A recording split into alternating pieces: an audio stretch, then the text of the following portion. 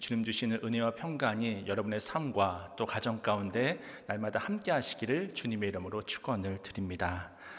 오늘날 많은 사람들이 말하기를 다른 사람들이 뭐라고 하더라도 너는 신경 쓰지 말고 너만의 길을 가야 한다, 이제 그런 이야기를 많이 합니다.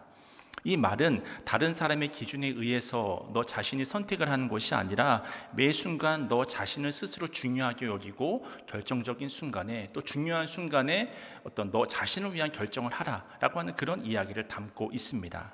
근데 사실 이것이 말이 쉽지만 실제로는 어려운 일입니다. 왜냐하면 우리는 우리가 존경하는 사람들로부터 격려를 듣는다든지 또 사랑하는 사람들로부터 이 칭찬을 받게 되면 우리 자신을 더 가치 있게 여기게 되잖아요. 그래서 많은 젊은이들이 나는 나다, 다른 사람들의 말에 신경을 나는 쓰지 않는다, 그렇게 이야기를 하면서도 정작 SNS에 매달려서 끊임없이 다른 사람들의 평가에 귀를 기울이고 있는 것이 바로 우리들의 모습이라고 하는 것입니다. 그뿐입니까? 또 자신의 스펙과 실력을 잘 쌓아서 다른 사람들의 인정을 받으려고 애를 쓰잖아요. 이것이 지금 우리 대한민국의 현 주소입니다. 그런 의미에서 오늘 본문 7절에 나와 있는 것처럼 사람은 외모를 본다라고 하는 것을 부정할 사람은 아무도 없을 것입니다.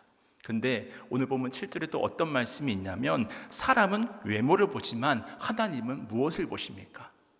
중심을 보시는 하나님인 줄로 믿습니다. 그렇다면 이 말씀의 의미는 도대체 무엇일까요? 오늘 우리는 다윗을 통해서 이 말씀의 의미를 확인해 볼 수 있는데요. 여러분이 잘 아시다시피 이스라엘의 초대 왕은 사울 왕이었습니다. 처음 사울이 기름 부음 받았을 때를 성경은 이렇게 설명하고 있는데요. 우리 다 함께 사무엘상 9장 2절 말씀을 화면을 보고 함께 읽도록 하겠습니다. 시작. 기스에게 아들이 있으니 그의 이름은 사울이요 준수한 소년이라. 이스라엘 자손 중에 그보다 더 준수한 자가 없고 키는 모든 백성보다 어깨 위만큼 더 컸더라. 오늘 말씀이 설명하고 있는 것처럼 사울은 키가 굉장히 큰 사람이었습니다. 저랑은 비교도 안 될 정도로 큰 사람이었습니다. 그래서 사무엘이 기름을 붓는데 그 마음이 너무나 흡족한 거예요. 외모가 너무 훌륭하니까 이 정도면 왕이 될 만하다. 이스라엘의 초대 왕으로 정말 부족함이 없는 사람이구나, 막 그런 생각을 아마 가지게 되었을 것입니다. 근데 어느 날 하나님께서 사무엘에게 이렇게 말씀하시잖아요. 내가 그를 버렸다, 그렇게 말씀을 하시는 거예요. 그리고 베들레헴에 가서 이새의 아들 중에 한 명에게 기름을 부으라고 말씀하십니다. 사실 저는 이 대목에서 저도 목회자이기 때문에 이 사무엘의 마음이 이해가 될 것 같습니다. 아마도 이런 심정일 것 같아요. 내 목회가 실패했구나. 하나님의 명령을 따라서 내가 사울에게 기름을 부었었는데 그가 왕이 되었는데 그가 버림을 받았으니까 내가 목회를 뭔가 잘못한 것이겠구나. 아마도 이런 생각이 들면서 많은 자괴감이 들지 않았을까요? 이 상황에서 오늘 본문의 배경이 되는 사무엘상 16장 1절은 이렇게 말씀하고 있는데요. 제가 읽을 테니까 여러분은 눈으로 한번 보시길 바랍니다. 여호와께서 사무엘에게 이르시되 내가 이미 사울을 버려 이스라엘의 왕이 되지 못하게 하였거늘 내가 그를 위하여 언제까지 슬퍼하겠느냐. 너는 뿔에 기름을 채워 가지고 가라. 내가 너를 베들레헴 사람 이새에게로 보내리니 이는 내가 그의 아들 중에서 한 왕을 보았느니라 하시는지라. 이 한 구절 중에 저에게 다가왔던 말씀은 언제까지 슬퍼하겠느냐. 사무엘의 마음이 여기에 다 들어가 있는 거죠. 그러면서 하나님이 말씀하십니다. 사울이 보기에도 좋고 외모도 준수하였지만 더 이상 내가 이 사람을 쓸 수가 없다. 그리고 하나님께서 쓰시는 사람 베들레헴 이새의 아들 중에 하나에게 내가 좀 기름을 부어줬으면 좋겠다. 그가 나에게 합한 사람이다. 이렇게 말씀하시는 것입니다. 분명 여기는 베들레헴이라고 하는 아주 작은 도시거든요. 촌동대입니다. 여기에서 왕이 날 것이라고는 아무도 생각하지 못하는 그런 곳입니다. 근데 바로 여기에서 하나님은 내 마음에 합한 자를 찾고 계시다고 하는 거죠. 그렇다면 우리가 오늘 본문을 통해서 깨달아야 할 메시지는 무엇일까요? 오늘은 좀 본문을 중심으로 좀 크게 좀 두 가지로 나누어서 말씀의 은혜를 함께 나누고자 하는데요. 먼저 그 첫 번째는 우리는 사람의 중심을 볼 수 있는 눈이 없다라고 하는 사실입니다. 그렇습니다. 우리는 겉모습만 볼 뿐이지 사람의 중심을 볼 수 없는 존재입니다. 우리가 오늘 본문의 앞구절인 4절과 5절 말씀을 보면요, 이런 말씀이 있는데 우리 함께 4절과 5절 말씀을 함께 한 목소리로 봉독하겠습니다. 사무엘이 여호와의 말씀대로 행하여 베들레헴의 이름에 성읍 장로들이 떨며 그를 영접하여 이르되 평강을 위하여 오시나이까. 이르되 평강을 위함이니라. 내가 여호와께 제사하러 왔으니 스스로 성결하게 하고 와서 나와 함께 제사하자 하고 이새와 그의 아들들을 성결하게 하고 제사에 청하니라. 지금 사무엘이 이새와 그의 아들들을 제사에 초청한 상황입니다. 이때 사무엘이 예루살렘과 같은 대도시도 아니고 아주 작고 초라한 베들레헴에 등장을 하게 되니까 이 성읍의 장로들이 긴장을 한 거예요. 그래서 너무 두려워 떨면서 그를 영접했다고 이렇게 이야기를 하고 있지 않습니까? 그리고는 이새의 아들들을 제사에 초청한 것입니다. 그 다음에 이어진 이야기가 오늘 본문의 6절과 이제 7절 말씀이 되는 것인데요. 제가 말씀을 좀 읽어드리겠습니다. 6절, 그들이 오매 사무엘이 엘리압을 보고 마음에 이르기를 여호와의 기름 부으실 자가 과연 주님 앞에 있도다 하였더니, 또 7절, 여호와께서 사무엘에게 이르시되 그의 용모와 키를 보지 말라. 내가 이미 그를 버려노라. 내가 보는 것은 사람과 같지 아니하니 사람은 외모를 보거니와 나 여호와는 중심을 보느니라 하시더라. 그렇게 해서 마침내 이제 이새가 아들들을 데리고 왔는데 사무엘이 엘리압을 봤어요. 제일 처음 엘리압을 본 것입니다. 근데 엘리압을 보고는 여호와의 기름 부으실 자가 저 앞에 있구나. 내가 저 사람에게 기름을 부어야겠다. 이렇게 자신도 모르게 외쳤던 것입니다. 여기서 이 엘리압이라고 하는 이 이름의 뜻은 엘리가 나의 하나님이라고 하는 뜻을 가지고 있고요, 압이라고 하는 것은 아버지라고 하는 뜻을 가지고 있거든요. 그러니까 엘리압이라고 하는 이름의 뜻은 나의 하나님이 아버지시다, 이런 좋은 이름의 뜻을 가지고 있었습니다. 이렇게 엘리압은 이름 속에 아름다운 신앙 고백도 있고 용모도 마치 사울과 같이 정말 아름다웠던 청년이었습니다. 그래서 사무엘이 너무나 마음에 흡족해가지고 이 엘리압에게 기름을 부으려고 하잖아요. 근데 바로 그 순간에 득달같이 하나님께서 그의 용모와 키를 보지 말라고 말씀하십니다. 그뿐만이 아니라 내가 이미 그를 버렸다고도 말씀을 하고 계십니다. 그러면서 사람은 외모를 보지만 하나님은 무엇을 보신다고요? 중심을 보신다, 그렇게 말씀하고 계시는 거예요. 전 이 본문을 볼 때마다 좀 사무엘이 좀 안쓰럽기도 하면서 사무엘도 몰랐다는 사실에 좀 굉장히 좀 목회자로서 좀 위로를 받는 부분도 있는데요. 가끔 이제 성도님들이 기도 요청을 하실 때가 있거든요. 그럼 제가 어떤 기도 제목이 있으신지 물어보시는데, 근데 자주는 아니지만 가끔씩 성도님들이 목사님 그냥 기도해 주세요 이렇게 말씀해 주실 때가 있습니다. 이러실 땐 아마도 이 처해 있는 상황이나 마음이 너무나 복잡해가지고 그냥 기도해 달라고 하는 분도 있지만 좀 뉘앙스가 애매한 분이 계세요. 그러니까 당신이 하나님의 사람이라면 내가 기도 제목을 이야기하지 않더라도 당연히 알고 기도해야 되는 것이 아니냐, 영으로서 기도해야 되는 것이 아니냐, 이런 분위기가 있잖아요. 그럼 좀 당황스럽죠. 하지만 그럴 때마다 이 장면이 생각납니다. 그렇습니다.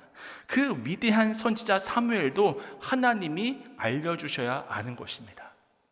그 어떤 목회자나 그 어떤 특별한 은사들, 예언의 은사들, 신유의 은사라든지 기도의 은사가 있는 분들도 다 마찬가지입니다. 모든 인간은 하나님이 알려주시는 것만 아는 것이고 하나님이 들려주시는 것만 들을 수 있는 것입니다. 그래서 우리가 매 순간 더욱 의지해야 할 분은 그 어떤 상황에서도 사람이 될 수 없고 하나님인 줄로 깨달으시길 축원을 드립니다. 다음, 왜 사무엘은 이 엘리압의 중심을 보지 못했던 것일까? 크게 좀 두 가지가 있다고 좀 생각이 되는데요. 그 첫 번째는 자신의 경험이나 체험이 하나님의 뜻보다 앞섰기 때문입니다. 사실 사울은 이스라엘 백성들이 왕을 요구했을 때 사무엘을 통해 세운 첫 번째 왕이었잖아요. 그때 사울의 모습은 어땠습니까? 용모와 신장이 아주 준수한 청년이었습니다. 사무엘이 엘리압을 보는데 하나님이 처음 왕으로 세우신 사울과 그 모습이 너무나 흡사했던 거예요. 그래서 사무엘이 엘리압에게 기름을 부으려고 했던 것입니다. 여러분, 우리가 하나님의 음성을 들을 때 내 경험을 기준으로 분별하는 것이 아닙니다. 한 번 이렇게 응답하셨다고 해서 그 다음에도 똑같이 기계적으로 응답하시는 분은 우리 하나님이 아니십니다. 하나님은 인격적인 하나님이신 거예요. 만약에 하나님이 여러분의 인생에 단 한 번도 경험해 보지 못한 새로운 길로 인도하신다 할지라도 여러분은 두려워하지 마시고 놀라워하지 마시고 당황스러워하지 마시고 하나님의 뜻이라고 한다면 기꺼이 순종의 걸음을 걸어가실 수 있기를 축원을 드립니다. 우리가 엘리야가 이 갈멜산에서 이 하나님을 만났는데 그때 만난 하나님은 기적을 베푸시는 하나님이었습니다. 바알과 아세라 선지자와의 싸움에서 불로 응답하시고 그뿐만이 아니라 3년 6개월 만에 큰 비를 내려주셨던 정말 기적의 하나님을 엘리야가 만났잖아요. 그러나 로뎀나무 아래에서 만나주신 하나님은 세밀한 음성으로 임재해 주신 하나님이셨습니다. 엘리야의 지친 마음, 상한 마음을 위로해 주시고 따뜻한 보살핌으로 돌봐주시고 회복시켜 주셨던 그런 하나님이셨습니다. 이렇게 하나님의 은혜라고 하는 것은 매 순간 똑같이 임하는 것이 아니라 어떨 때는 이렇게 또 이럴 때는 저렇게 그렇게 하나님의 그 은혜는 임하는 것입니다. 근데 제가 때때로 이렇게 성도님들끼리 서로 신앙 상담을 하고 또 본인의 신앙 체험을 이야기를 하실 때를 보면 그렇게 해서는 안 된다고, 반드시 이렇게 해야지만 하나님의 응답을 받을 수 있다고 그러면서 자신의 체험을 강하게 주장하시는 분들이 계십니다. 근데 여러분이 꼭 기억해야 할 사실은 사람마다 응답받는 방식은 다 다르다고 하는 거예요. 그러니까 방금 소개해드린 엘리야처럼 매일 똑같은 응답이라고 하는 것은 없는 것입니다. 때로는 우리가 이 새벽 기도를 나와서 또 하나님의 응답을 얻기도 하고요. 또는 누군가는 또 전혀 생각지도 못했던 부흥회에 가서 하나님의 응답을 받기도 하고, 또 누구는 금식하다가 하나님의 응답을 받기도 하고, 또 누구는 섬기면서 봉사하면서 그 섬김의 자리, 봉사의 자리에서 하나님의 음성을 듣기도 합니다. 그런데도 내가 응답받는 그 방식을 누군가에게 가장 강하게 주장하면서 이렇게 해야지만 하나님을 만날 수 있다고 자신의 신앙 체험을 절대화시켜서는 안 된다고 하는 것이죠. 그 하나님은 내가 만난 하나님이지 나의 신앙 패턴과 방식이 반드시 절대적인 것은 아니라고 하는 것입니다. 이 사실을 우리가 먼저 생각해 볼 수 있어야 되는 것이고요. 그리고 또 한 가지 사무엘이 착각했던 이유는 세상적인 기준으로 하나님의 뜻을 판단하려고 했기 때문입니다. 무슨 말이냐면 내 내면에 세상적인 가치관들이 가득 깔려 있어서 하나님의 뜻을 가릴 때가 있습니다. 입술로는 내가 하나님의 음성을 듣고 싶다고 그렇게 말은 하지만 나의 시선으로 끊임없이 세상적인 조건들만 따지고 있는 거예요. 그래서 오늘 본문에서도 하나님께서 사무엘에게 바로 지적하시지 않습니까? 사무엘아, 너 지금 무엇을 보고 있냐? 왜 사람의 외모만 보고 있냐? 그것을 하나님께서 지적하고 계시지 않습니까? 그렇습니다. 우리가 그토록 하나님의 뜻을 알고 싶다고 하면서도 정작 그 음성을 들을 수 없었던 이유는 나의 세상적인 관점이 변하지 않았기 때문입니다. 그러니까 하나님께서 좋은 것을 보여주셔도 세상적인 가치관에 가려서 보이지가 않는 거예요. 하나님의 응답이 주어졌음에도 불구하고 이것이 하나님의 응답인지 분별을 하지 못한 것입니다. 그래서 여러분, 하나님의 음성을 구하기 전에 꼭 구해야 할 것이 있습니다. 그것은 바로 하나님께 나의 관점을 바꾸어 달라고 요청을 드리는 거예요. 세상에 가려진 나의 눈을 열어주셔서 주님을 보게 해달라고, 세상적인 것이 아니라 물질적인 것이 아니라 정말 육적인 것이 아니라 영적인 것에 또 관심을 두게 해달라고, 나의 눈을 열어서 그것을 보게 해달라고 간구해야 하는 것입니다. 그래서 이 사실을 알았던 시편 기자가 시편 119편 18절에서 이렇게 말씀하는데요. 내 눈을 열어서 주의 율법에서 놀라운 것을 보게 하소서. 아멘. 이렇게 하나님께서 세상으로 가득 찬 우리의 눈을 바꾸어 주실 때 하나님의 역사가 보여지는 줄로 믿습니다. 그때 우리의 중심을 보시는 하나님의 은혜를 우리가 충만함으로 누릴 수 있는 것입니다. 그 다음 우리가 오늘 본문을 통해 깨달아야 할 또 한 가지 메시지는 무엇이냐면 그것은 바로 중심이 하나님을 향해 있는 사람을 하나님께서는 사용하신다고 하는 것입니다. 사무엘상 16장 11절 말씀인데요. 우리 함께 11절 말씀을 읽도록 하겠습니다. 시작. 또 사무엘이 이새에게 이르되 내 아들들이 다 여기 있느냐? 이새가 이르되 아직 막내가 남았는데 그는 양을 지키나이다. 사무엘이 이새에게 이르되 사람을 보내어 그를 데려오라. 그가 여기 오기까지는 우리가 식사 자리에 앉지 아니하겠노라. 우리가 오늘 본문 11절을 보게 되면 사무엘이 너의 아이들이 다 온 것이냐? 그렇게 질문을 하잖아요. 이것으로 끝이냐는 거죠. 사실 사무엘은 이제 나이도 들었고 자신이 세웠던 사울 왕이 실패했기 때문에 너무나 그 마음이 슬펐잖아요. 그래서 자기는 끝이라고 생각했습니다. 하지만 하나님은 끝나지 않았다고 말씀하십니다. 새로운 사람을 준비해 놓으셨다고 말씀하고 계십니다. 근데 분명 이새의 아들들 7명을 다 봤는데 없다는 것입니다. 그래서 이게 다냐? 이게 끝이냐? 이것을 물어보고 있는 거죠. 그렇습니다. 여러분의 인생이 이제 정말 아무것도 해볼 수 없는 막다른 골망에 처한 것 같다고 할지라도 하나님이 끝이 아니라고 하면 끝이 아닌 줄로 깨달으시길 축원을 드립니다. 상황이 아무리 끝났다고 하더라도, 내가 볼 때는 가망성이 없다고 하더라도 하나님이 끝이 아니라고 하면 끝이 아닌 거예요. 그래서 사무엘의 질문에 이새가 그제서야 소개하지 않은 막내가 있습니다. 마치 그때서야 생각난 것처럼 소개하지 않은 막내가 있습니다. 그렇게 이야기를 하잖아요. 근데 그 대답이 영 떨떠름합니다. 다윗이라는 변변치 않은 녀석이 하나 있기는 한데 굉장히 멀리서 지금 양떼를 돌보고 있는데 굳이 여기까지 데려와야 하느냐, 보지 않아도 뻔하다, 이제 그런 이야기를 하고 있는 것이죠. 그래서 그 다음 이어지는 이제 12절 말씀인데, 우리 12절 말씀도 함께 읽겠습니다. 시작. 이에 사람을 보내어 그를 데려오매 그의 빛이 붉고 눈이 빼어나고 얼굴이 아름답더라. 여호와께서 이르시되 이가 그니 일어나 기름을 부으라 하시는지라. 저는 이 말씀을 보면서 이 숫자도 참 의미가 있다고 생각을 하는데요. 여러분도 잘 아시다시피 7이라고 하는 숫자가 완전 수지 않습니까? 인간이 가진 그 모든 가능성을 상징했던 것이 바로 다윗의 형들 7명의 아들들이었습니다. 근데 그 모든 인간의 가능성이 실패했을 때 이제 진정한 하나님의 대안이 시작이 되는 것이죠. 아마도 다윗이 사무엘 앞에 처음 등장했을 때 빈들에서 급하게 오느라 씻지도 못했을 것입니다. 땀 범벅에 냄새가 풀풀 나고 하루 종일 떼약볕에서 일했으니까 얼굴은 아마도 붉게 달아오른 그런 상태였을 것이라고 생각이 됩니다. 근데 성경이 다윗에 대해서 어떻게 표현을 하냐면, 첫 번째로는 그의 눈이 빼어났다고 이야기를 하잖아요. 그리고 또 한 가지 표현이 얼굴이 아름다웠다라고 이야기를 합니다. 이 아름다웠다라고 한 단어는 여러분도 잘 아시는 히브리어 토브인데요, 하나님께서 보시기에 선하다고 하는 것이죠. 이것은 어디서 많이 봤던 표현이지 않습니까? 모세가 태어났는데 엄마가 보니까 잘생겨서 버리지 못했다. 그때 그 잘생겼다가 토브입니다.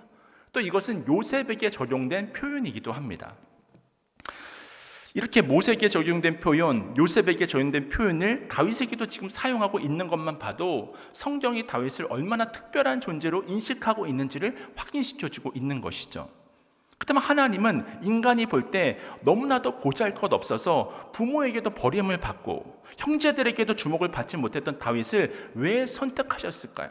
그것은 바로 다윗의 중심이 하나님을 향해 있었던 사람이기 때문입니다.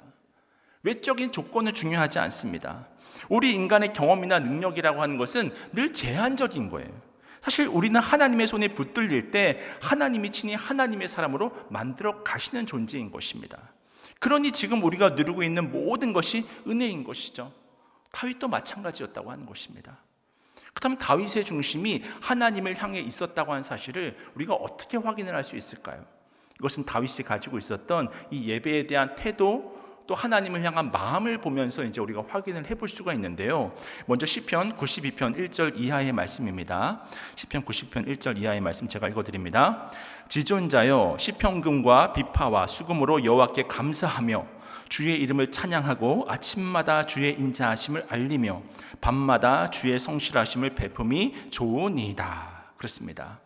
시편 92편을 보면 다윗이 아침마다 주의 인자하심을 노래했던 사람이라고 하는 것을 알려주고 있습니다. 또 밤마다 주의 성실하심을 매 순간 찬양했던 인생이었다고 하는 사실도 알려주고 있습니다. 다시 말해서 다윗은 온종일 하나님을 향해서 예배드리고 찬양하기를 기뻐했던 사람이었음을 알 수 있잖아요. 그의 중심이 어디를 향해 있습니까? 하나님을 향해 있었다고 하는 사실을 우리가 알 수 있지 않습니까? 그뿐만이 아니라 다윗은 예배를 너무나도 사모해서 또 이런 하나님을 향한 찬양과 예배의 마음이 또 어디에 등장을 하냐면 시편 130편 6절에 등장을 하는데요. 시편 130편 6절 말씀 제가 읽어드립니다. 파수꾼이 아침을 기다림보다 내 영혼이 주를 더 기다리나니 참으로 파수꾼이 아침을 기다림보다 더하도다. 여러분, 군대에 다녀오신 분들은 아시겠지만 이 밤에 보초를 서는 것은 너무나 힘든 일입니다. 특별히 제가 있었던 부대는 이 한겨울에 이 코로 숨을 쉬면 이 코가 그 보초를 쓰러 가는 동안에 얼어버려요. 이제 그런 정도로 아주 추운 곳이었는데 안면 마스크까지 끼고 온몸을 무장한다고 하더라도 이 온 몸속으로 이 추위가 막 파고 들어오는 것, 여러분들도 한번 다 경험을 해보시지 않습니까? 이제 그런 추위가 막 파고 들어오는 거죠. 그뿐만이 아니라 이제 제가 있었던 부대는 매일 1시간씩 교대 근무를 하게 되는데 이 근무 시간이 정시에 딱 나가면 좋은데 그게 아니라 1시간씩 계속 뒤로 미뤄지는 거예요. 그러니까 그 전날에 1시에 섰으면 그 다음날은 2시, 또 그 다음날 2시에 섰으면 이제 그 모레는 몇 시에 서겠습니까? 3시. 이제 이런 식으로 계속 미뤄져요. 그러니까 춥죠. 얼마나 그 몸은 고단하고 피곤하겠습니까? 그러니까 이 교대 근무자를 간절하게 바라보면서 기다리는 거예요. 추위에 떨면서 이제 들어가게 되면 따뜻한 이 이불 속에 몸을 누이면서, 침낭 속에 몸을 누이면서 따뜻한 그것을 좀 기대하면서 계속해서 교대 근무자를 간절한 마음으로 기다리는 것이죠. 다윗은 지금 어떻게 말하고 있습니까? 파수꾼이 아침을 기다림보다 내 영혼이 누구를 더 기다린다고요? 주님을 더 기다린다, 그렇게 이야기를 하고 있습니다. 파수꾼의 기다림과는 비교가 안 될 정도로 매일 아침마다 주님을 간절히 사모했다고 그러잖아요. 사실 수요 예배 정도까지 오실 정도면 아마도 여러분 모두 이런 마음으로 오신 줄로 믿습니다. 이처럼 다윗은 그 중심이 날마다 하나님을 향해 있었던 사람이라고 하는 거예요. 또 한 가지 다윗의 중심이 하나님을 향해 있음을 보여주는 본문이 있는데 시편 63편 1절 말씀인데 우리 함께 화면을 보시고 함께 읽겠습니다. 시작. 하나님이여 주는 나의 하나님이시라. 내가 간절히 주를 찾되 물이 없어 마르고 황폐한 땅에서 내 영혼이 주를 갈망하며 내 육체가 주를 앙모하나이다. 지금 다윗이 내 영혼과 육체가 주를 앙모한다고, 갈망한다고 그런 이야기를 하고 있지 않습니까? 우리가 시편 63편을 끝까지 보면요, 2절을 보면 성소에서 매일 주를 바라본다고 이야기를 합니다. 4절을 보면 평생의 주를 송축하겠다고 이야기를 합니다. 6절을 보면 침상에서도 주를 기다리겠다고 이야기를 합니다. 11절을 보게 되면 나는 하나님을 즐거워한다고 이야기를 합니다. 이처럼 다윗의 마음에는 하나님밖에 없는 거예요. 늘 예배자로서 전심을 다했던 다윗의 모습을 우리가 볼 수 있지 않습니까? 그렇습니다. 분명 세상은 학벌을 봅니다. 경험을 보고 외모가 얼마나 잘생겼는지를 봅니다. 하지만 하나님은 지금도 다윗을 선택하셨던 것처럼 중심이 하나님을 향해 있는 그 사람을 바로 찾고 계신 줄로 믿습니다. 그 중심이 하나님을 향해 있다면 이제는 전능하신 하나님께서 우리를 붙드시는 거예요. 주님께서 우리를 붙드십니다. 여러분의 미래를 붙드시는 줄로 믿으시길 축원합니다. 가정을 붙드시고 또 자녀들을 붙잡아 주시는 거예요. 그리고 결국 하나님께서 귀하게 쓰실 그릇으로 우리를 가꾸어 가시는 것입니다. 그것이 바로 전능하신 하나님의 역사라고 하는 것이죠. 결국 아버지 이새나 가족들조차 아무도 주목하지 않았던, 그래서 한 가정에 없는 아들처럼 취급받았던 다윗이 지금 이 순간부터 하나님의 손에 붙들리게 되니까 지금은 보잘것이 없어요. 정말 부모조차도 또 형제들조차도 아무도 신경을 안 썼던 것처럼 정말 보잘것없는 인생이었습니다. 그런데 하나님의 손에 붙들리게 되니까 그 순간부터 다윗이 쓰러뜨릴 수 없을 것 같았던 골리앗을 물맷돌 한 방으로 쓰러뜨리잖아요. 그뿐입니까? 여러분, 원수 사랑이 쉽나요? 근데 그냥 원수도 아니고요, 자기를 모든 순간에 죽이려고 득달같이 달려든 그런 원수입니다. 이 사람을 죽이지 않으면 내가 죽을 수도 있는 그런 원수입니다. 근데 그런 원수를 하나님께서 기름 부으신 자를 자기가 해칠 수 없다고 2번이나 용서하면서 놓아주잖아요. 그뿐만이 아니죠. 결국은 이스라엘의 왕으로서 우뚝 서게 되고 급기야 다윗의 후손을 통해서 누가 나시게 됩니까? 메시아가 나시잖아요. 예수 그리스도가 나시는 것이 아니겠습니까? 이것만큼 영광스러운 것이 어디 있겠습니까? 결국 성경이 우리에게 알려주고자 하는 것은 무엇입니까? 하나님은 절대로 다윗이 이런 유명한 스토리를 가지고 있을 때 부르시지 않았습니다. 그 누구도 주목하지 않았을 때, 심지어 그의 부모조차도 없는 자녀 취급할 때, 그래서 자신이 하나님 앞에서 자랑할 것이 아무것도 없을 때 그의 하나님을 향한 중심을 보시고 은혜로 선택을 해주셨던 것입니다. 그렇게 친히 이스라엘의 왕으로서 빚어 가시는 거예요. 그런 의미에서 여러분의 매 순간 다윗과 같이 주님께 쓰임받고 싶다면 여러분의 중심을 주님께 드리며 전심으로 예배의 자리로 달려 나아가실 수 있는 여러분 모두가 되시기를 축원을 드립니다. 이제 이야기만 드리고 말씀을 마치고자 하는데요, 저는 화천에 있는 7사단 공병대에서 군 생활을 했습니다. 그때가 이등병 때인데 이 매주 수요 예배가 너무나 가고 싶은 거예요. 그러니까 지금 이렇게 내가 오고 싶을 때 올 수 있다는 것이 얼마나 축복인지 모릅니다. 그때를 생각해 보면 사실 제가 군 생활할 때만 해도 이 이등병은 내부반에서 할 일이 너무나 많았기 때문에 저는 100일 휴가 나올 때까지 앉아 있지도 못했어요. 근데 너무나 가고 싶으니까 어렵사리 고참에게 허락을 맡긴 했는데 대신 평소보다 몇 배로 일을 시키는 거예요. 아마 그러면 제가 이 수요예배를 안 가고 이 포기할 줄 알았나 봅니다. 그래서 그 시킨 일을 하다 보니까 해도 일이 안 끝나는 거예요. 그래서 그렇게 수요예배를 한번 가기 위해서 몇 시간을 쉬지 않고 계속해서 이제 일을 해서 끝냈더니, 그래서 이제 전차대 차량을 타기 위해서 이제 위병소 앞으로 나갔더니 이미 전차대 차량은 떠나버린 것입니다. 늦어버린 것이죠. 그래서 제가 어떻게 했을까요? 다시 부대로 돌아갔을까요? 제 기억으로는 좀 뛰어가기에는 좀 상당히 먼 거리였던 것으로 좀 기억이 되는데, 그 당시 제가 선택한 결론은 제가 있던 곤병대에서 사단교회인 칠성교회까지 뛰어가는 것이었습니다. 예배가 어찌나 사모가 되든지 한 번도 쉬지 않고 이 내부반에서부터 교회까지 한 40-50분을 뛰어갔던 것 같아요. 그러니까 주님을 만나기 위해서 전심전력으로 뛰어갔던 것이죠. 그렇게 온 힘을 다해 달려갔음에도 불구하고 이제 사단교회에 도착을 했더니 예배는 벌써 끝이 나버리고 어느새 결단의 찬양을 하는 그런 시간이 되었던 것입니다. 땀은 온몸에서 막 비오듯이 뚝뚝 떨어지죠. 숨은 턱까지 차오르죠. 근데 그렇게라도 예배를 드릴 수 있다는 사실이 너무나 감사하더라고요. 그렇게 지친 모습으로 늦게나마 예배에 동참하면서 결단에 이제 찬양을 부르게 됐는데, 어찌나 그 예배가 감격이 되든지 막 눈물이 막 하염없이 흐르는 거예요. 그 순간에 어떤 것이 눈물이고 어떤 것이 땀이고 어떤 것이 콧물인지 분간이 안 될 정도로 아마 얼굴 상태를 보면 아마 말이 아니었을 것이라고 생각이 되어집니다. 근데 그 짧은 시간 그렇게 온전히 주님께 온몸과 마음을 다해서 예배를 드렸던 것입니다.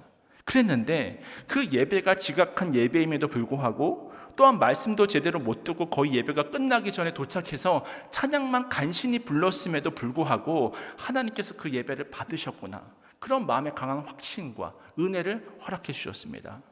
그래서 마치 오늘 본문의 다윗에 대한 평가처럼 제 얼굴은 땀과 눈물과 콧물로 엉망이 됐지만 그 얼굴이 아마도 다윗의 표현과 같은 그런 표현이셨을 것 같아요. 하나님 보셨을 때 너무나 아름답다, 이제 그런 표현이셨을 것 같아요.